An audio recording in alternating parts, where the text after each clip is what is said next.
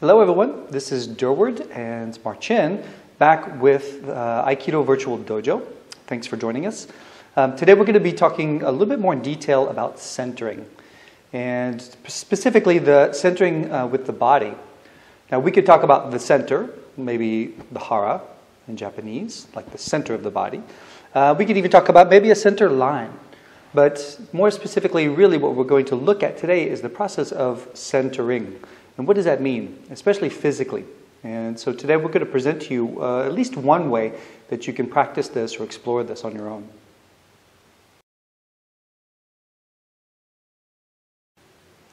Well, before we move into any kind of more advanced exercises, let's start with a very basic thing.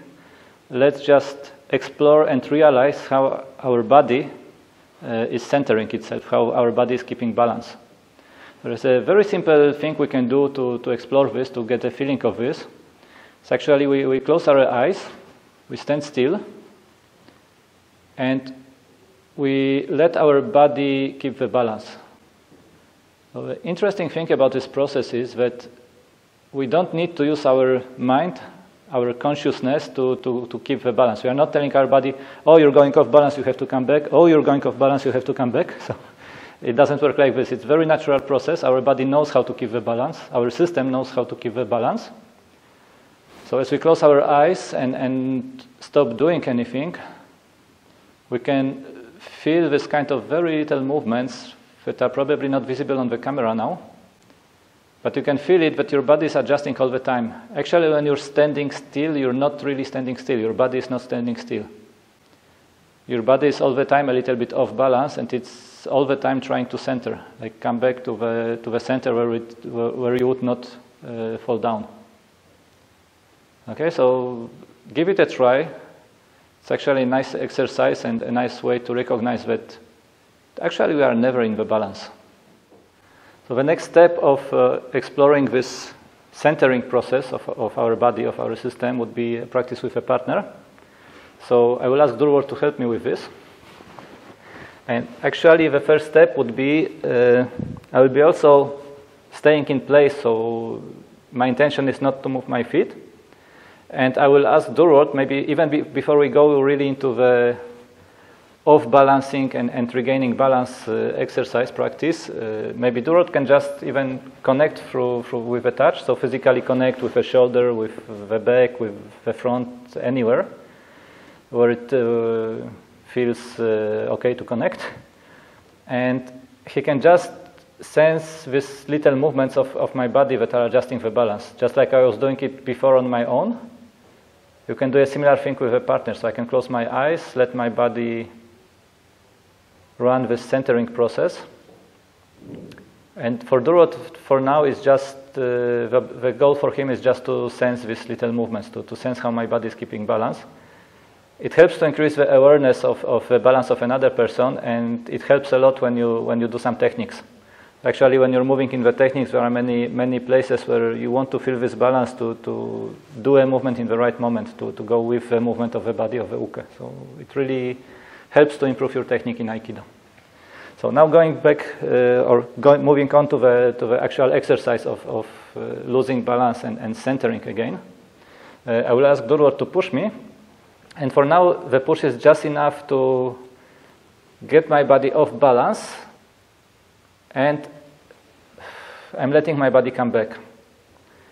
Okay, and I don't do it in a conscious way, so it's not that like, oh, I'm off balance here, so I want to get back to balance. Back to balance means that I have to do this. No, I'm not thinking about it. I'm kind of shutting off my mind, taking my brain out, putting it on a shelf, you know.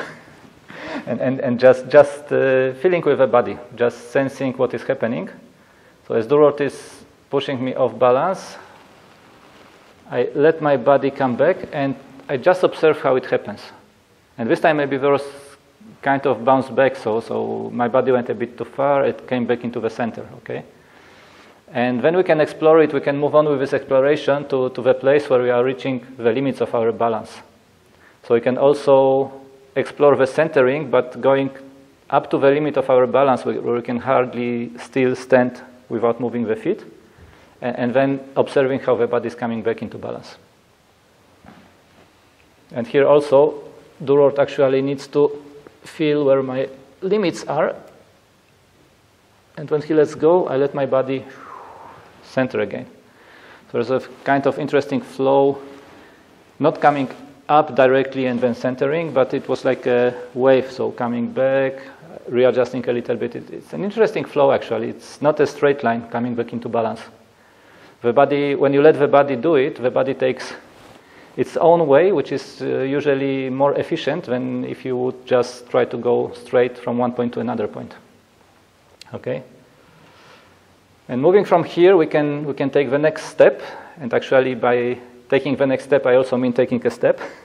So I allow myself now to take one step to get back into balance. Okay? So I'm not trying to get the feet fixed in one spot anymore.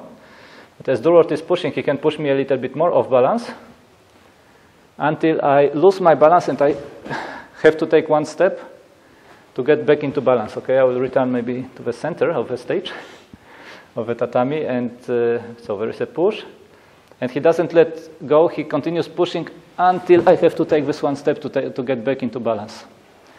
Okay, and in this case, I'm doing the same. I'm not thinking about how to get into balance, but I'm letting my system do it for me.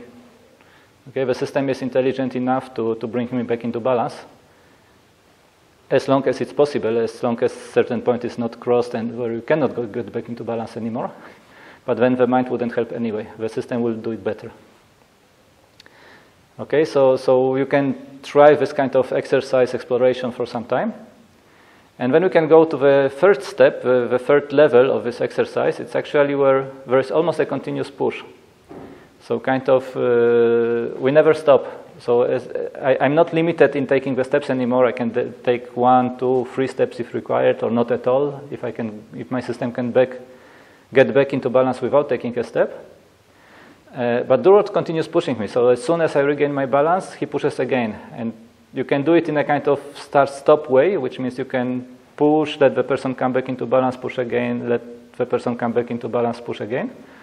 Or you can just continue pushing just before the person gets back into balance. So it's really like a continuous movement. When I'm almost back to balance, I get another push. When I'm almost back to balance, I get another push. Okay, and we're moving freely around. The push can come from any direction, any place, whatever feels right in the moment. So let's give it a try with a little exploration, and then I hope you try it again. You try it yourself as well, and let us know what it feels like and what do you think about these explorations.